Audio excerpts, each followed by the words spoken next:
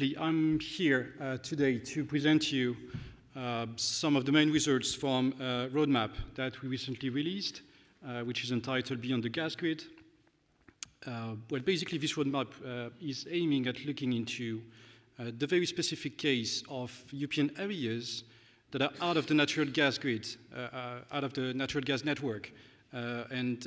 Basically, I will, during that presentation, keep referring to those areas as being off-grid Europe, so not to be confused with out of the electrical network. I'm talking here about natural gas network.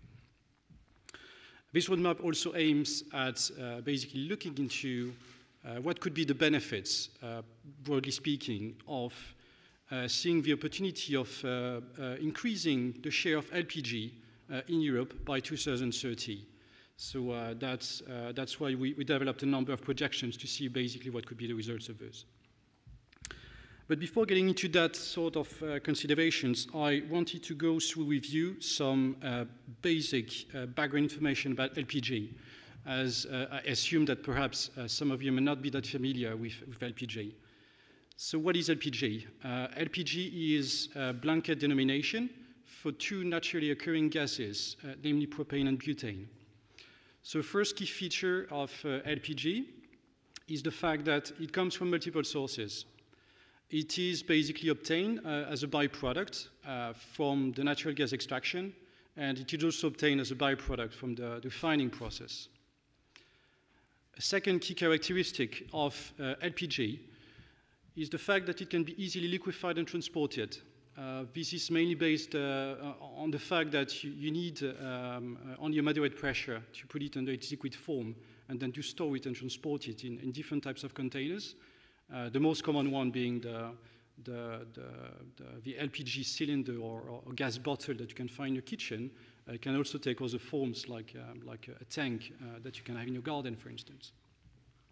By the way, if you combine those two elements, you also get a third really important characteristics of LPG, which is the fact that its security of supply can be ensured really easily, precisely because it does not rely on somewhat rigid supply routes, like pipelines, for instance. In practice, LPG can be put to a very wide range of applications, virtually unlimited. Here are just a few illustrations of the kind of use where you can put LPG. Obviously, for the purpose of the presentation of today, I will only be looking into the domestic use for the residential sector, so namely space and water heating and cooking.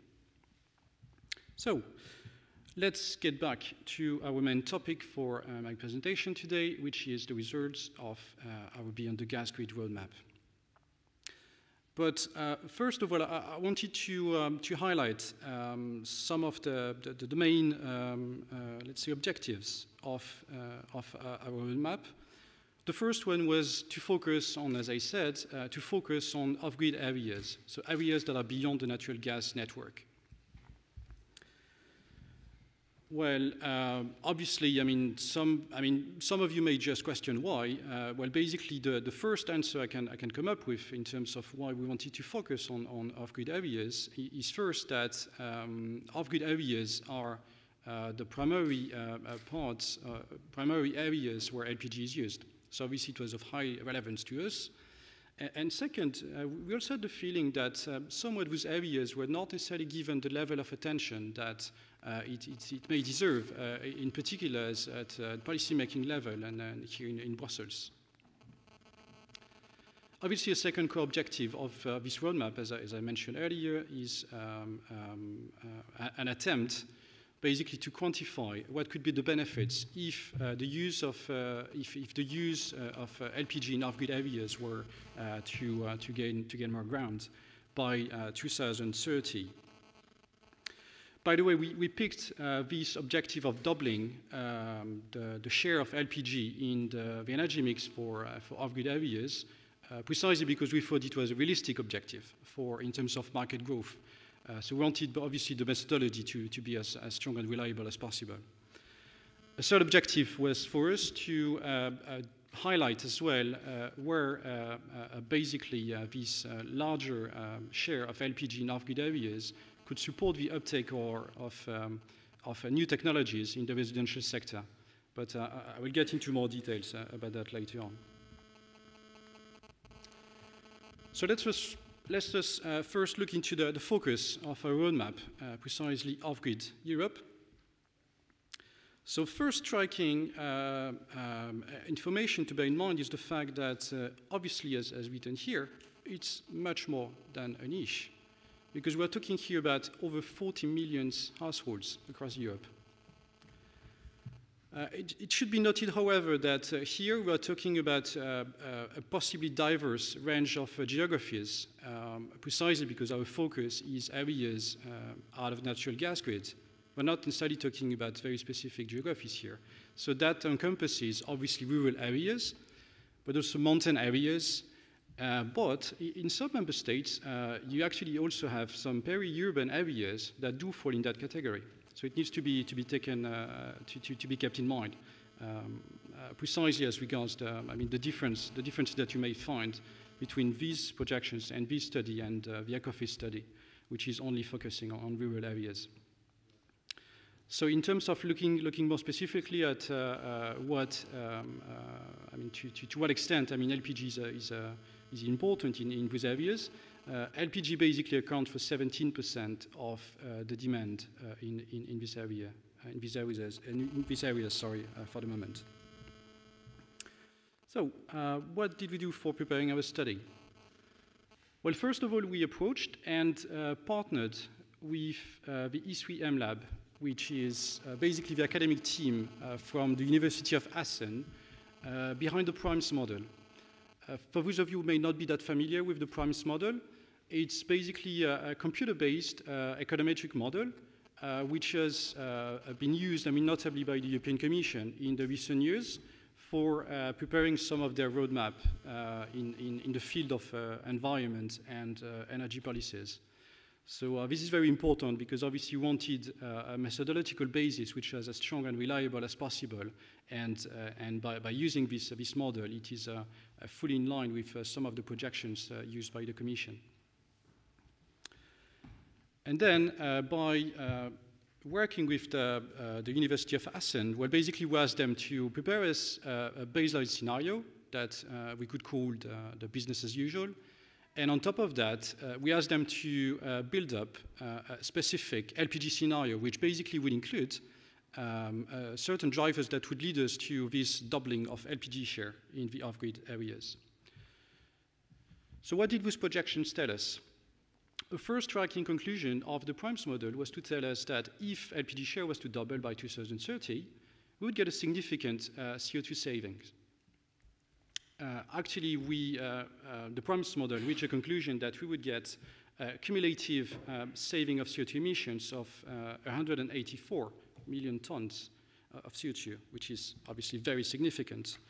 And actually, to give you an idea of how much that represents, well, basically, this is roughly equivalent to the projected emissions in 2030 of the entire residential sector of Germany, UK, Poland, and Spain. So another series of significant conclusions from the projections.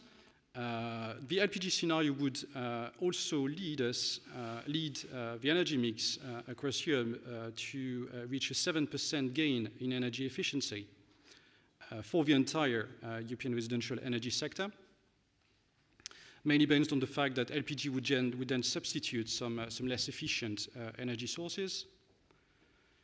It would also lead to a further increase of 2% of renewable energy for the residential sector across Europe.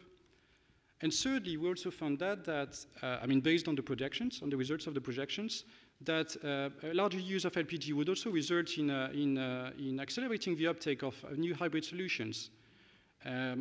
We can give you here 3 examples of these technologies, namely thermosolar installations, micro-cogeneration, and gas heat pumps. I guess for the 2 first, I don't need to get into more details precisely because Xavier already took us through this, and I guess Arno from Cogen will also give you a bit more background information about micro-CHP. But, yes, I'm concluding now. But basically for those projections to turn into reality, and by the way, that will be my conclusion, we do recognize that, oh, sorry, I've lost my slide here. We do reckon that basically providing Europe, and in particular off-grid areas, with more energy efficient solutions is and must be an essential objective. However, that being said, we also, as a sector, believe that the EU energy policy should aim at ensuring a diversified energy mix for Europe, instead of simply trying to restrict it. And precisely to make sure that this would serve the objective of basically using the best available technologies.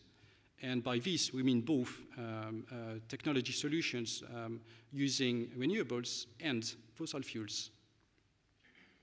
And obviously, the end result of this would be a progressive substitution of more CO2 emitting solutions by more environmentally friendly solutions, without putting at risk the necessary balance to be found between a wide range of objectives, namely economic, environmental, and social.